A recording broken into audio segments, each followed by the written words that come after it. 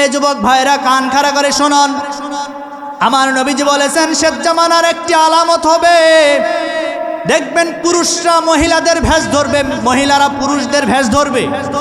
আজ আছে না নাই?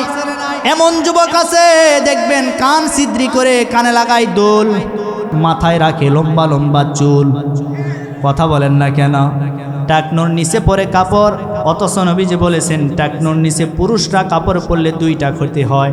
আওয়াজ দিয়ে বলেন কয়টা? এক নাম্বার ক্ষতি তাদের যৌন শক্তি কমে যাবে, আর দুই নাম্বার ক্ষতি এরা বৃদ্ধ বয়সে পঙ্গু হয়ে যাবে, অচল হয়ে যাবে, এরা চলতে পারবে না। এজন্য আমার নবীজি বলেছেন পুরুষরা টাকনোর উপরে কাপড় পরবে আর মহিলারা টাকনোর নিচে। অথচ আজ আমার সমাজের চিত্র হয়ে গেছে উল্টা, মহিলারা টাকনোর উপরে পরে, পুরুষরা টাকনোর নিচে পরে। কথা বলেন না কেন? আবার এমন মহিলা আছে টাইট ফিট গেঞ্জি পরে 100 কথা বলেন।